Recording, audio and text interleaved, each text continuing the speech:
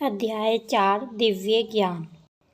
भगवान श्री कृष्ण ने कहा, मैंने इस अमर योग विद्या का उपदेश सूर्यदेव व्योमश्वान को दिया और व्योमश्वान ने मनुष्य के पिता मनु को उपदेश दिया और मनु ने इसका उपदेश इक्ष्वाकु को दिया।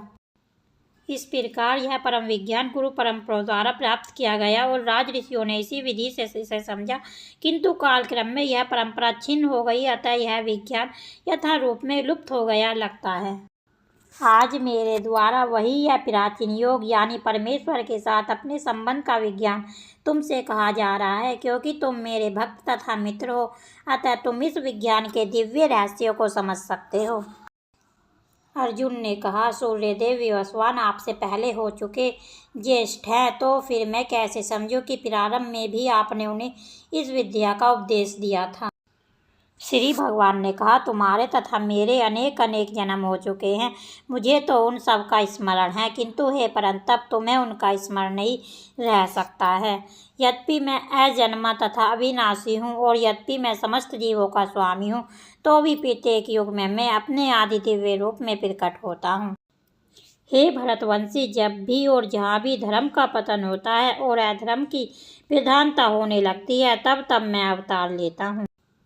भक्तों का उद्धार करने, दुष्टों का विनाश करने तथा धर्म की फिर से स्थापना करने के लिए मैं हर युग में प्रकट होता हूँ। हे अर्जुन, जो मेरे अविभाव तथा कर्मों की दिव्य प्रकृति को जानता है, वह इस शरीर को छोड़ने पर इस भौतिक संसार में पुनः जन्म नहीं लेता, अपितु मेरे सनातन धाम को प्राप्त होता है। आसक्ति, भय तथा क्रोध से मुक्त होकर मुझ में पूर्णतया तन्मय होकर और मेरी शरण में आकर बहुत से व्यक्ति भूतकाल में मेरे ज्ञान से पवित्र हो चुके हैं।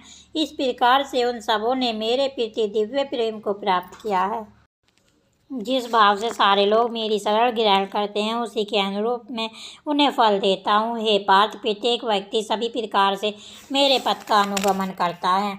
इस संसार में मनुष्य सकाम कर्मों में सिद्धि चाहते हैं, फलस्वरूप वे देवताओं की पूजा करते हैं। निसंदेह इस संसार में मनुष्य को सकाम कर्म का फल शीघ्र ही प्राप्त होता है। प्रकृति के तीनों गुणों और उनसे संबंध कर्म के अनुसार मेरे द्वारा मानव समाज के 4 विभाग रचे गए। यद्यपि मैं इस व्यवस्था का श्रेष्ठा हूँ, किंतु तुम यह जान लो कि मैं इतने पर भी अव्यय करता हूँ। मुझ पर किसी कर्म का प्रभाव नहीं पड़ता, ना ही मैं कर्म फल की कामना करता हूँ। जो मेरे संबंध में इस सत्य को जानता है, वह भी कर्मों के फल के पास में नहीं बनता। प्राचीन काल में समस्त मुक्त आत्माओं ने मेरी दिव्य प्रकृति को जानकर ही कर्म किया, अतः तुम्हें चाहिए कि उन्हें उनके पद चिन्हों का अनुसरण करते हुए अपने कर्तव्य का पालन करो। कर्म क्या है और अकर्म क्या है, इसे निश्चित करने में बुद्धिमान व्यक्ति भी मोहग्रस्त हो जाते हैं। अतः मैं तुमको बताऊंगा कि कर्म क्या है, जिसे जानकर तुम सारे अशुभ से मुक्त हो सकोगे।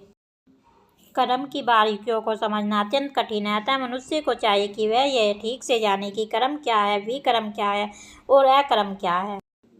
जो मनुष्य कर्म में अकर्म और अकर्म में कर्म देखता है, वह सभी मनुष्य में बुद्धिमान और सब प्रकार के कर्मों में प्रवृत्त रहकर भी दिव्य स्थिति में रहता है। जिस व्यक्ति का प्रत्येक प्रयास उद्यम इंद्रिय तृप्ति की कामना से रहित होता है, उसे पूर्ण ज्ञानी समझा जाता है। उसे ही साधु पुरुष ऐसा करता कहते हैं, जिसे पूर्ण ज्ञान की अग्नि से कर्म फलों को भस्मसात कर दिया है। अपने कर्म फलों की सारी आसक्ति को त्याग कर सदैव संतुष्ट तथा स्वतंत्र रहकर वह सभी प्रकार के कार्यों में व्यस्त रहकर भी कोई सकाम कर्म नहीं करता। ऐसा ज्ञानी पुरुष पूर्ण रूप से संयमित मन तथा बुद्धि से कार्य करता है, अपनी संपत्ति के सारे स्वामित्व को त्याग देता है और केवल शरीर निर्वाह के लिए कर्म करता है। इस तरह कार्य करता हुआ वह पाप रूपी फलों से प्रभावित नहीं होता है। जो स्वतः होने वाले लाभ से संतुष्ट रहता है, जो द्वंद्व से मुक्त है और ईर्ष्या नहीं करता, जो सफलता तथा असफलता में दोनों में स्थिर रहता है, वह कर्म करता हुआ भी कभी बंधता नहीं। जो पुरुष प्रकृति के गुणों के प्रति अनासक्त है, जो दिव्य ज्ञान में पूर्णतया स्थित है, उसके सारे कर्म ब्रह्मा में लीन हो जाते हैं। जो व्यक्ति कृष्ण भावनामृत में पूर्णतया लीन रहता है, तो उसे अपने आध्यात्मिक कर्मों के योगदान के कारण अवश्य ही भगवत धाम की प्राप्ति होती है, क्योंकि उसमें हवन आध्यात्मिक होता है और हवि भी आध्यात्मिक होती है। कुछ योगी विभिन्न प्रकार के यज्ञों द्वारा देवताओं की भलीभांति पूजा करते हैं और कुछ परम ब्रह्मा रूपी अग्नि में आहुति डालते हैं। इनमें से कुछ विशुद्ध ब्रह्मचारी श्रवण आदि क्रियाओं तथा इंद्रियों को मन की नियंत्रण रूपी अग्नि में सुहा कर देते हैं, तो दूसरे लोग नियमित गृहस्थ इंद्रिय विषयों को इंद्रियों की अग्नि में सुहा कर देते हैं। दूसरे जो मन तथा इंद्रियों को वश में करके आत्म साक्षात्कार करना चाहते हैं, संपूर्ण इंद्रियों तथा प्राण वायु के कार्यों को संयुक्त मन रूपी अग्नि में आहुति कर देते हैं। कठोर व्रत अंगीकार करके कुछ लोग अपनी संपत्ति का त्याग करके, कुछ कठिन तपस्या द्वारा, कुछ अष्टांग योग पद्धति के अभ्यास द्वारा अपना दिव्य ज्ञान में उन्नति करने के लिए वेदों के अध्ययन द्वारा प्रबुद्ध बनते हैं।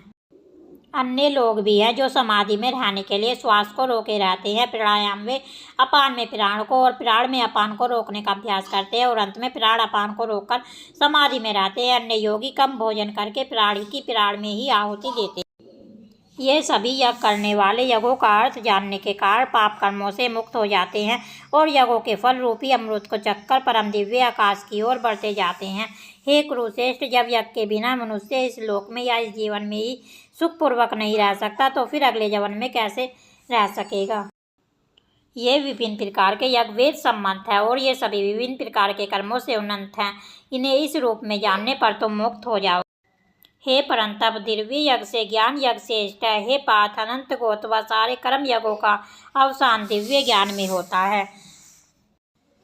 तुम गुरु के पास जाकर सत्य को जानने का प्रयास करो, उनसे विनीत होकर जिज्ञासा करो और उनकी सेवा करो। स्वरूप सिद्ध व्यक्ति तुम्हें ज्ञान प्रदान कर सकते हैं क्योंकि उन्होंने सत्य का दर्शन किया है। स्वरूप प्रसिद्ध व्यक्ति से वास्तविक ज्ञान प्राप्त कर चुकने पर तुम पुनः कभी ऐसे मोह को प्राप्त नहीं होगे, क्योंकि इस ज्ञान के द्वारा तुम देख सकोगे कि सभी जीव परमात्मा के अंश स्वरूप है, अर्थात वह सब मेरे हैं। यदि तुम समस्त पापियों में भी सर्वाधिक पापी समझा जाए तो भी तुम दिव्य ज्ञान रूपी नाव में स्थित होकर दुख सागर को पार करने में समर्थ होगे। जैसे प्रज्वलित अग्नि कृष्ण को वशम कर देती है, उसी तरह हे अर्जुन, ज्ञान रूपी अग्नि भौतिक कर्मों के समस्त फलों को जला डालती है।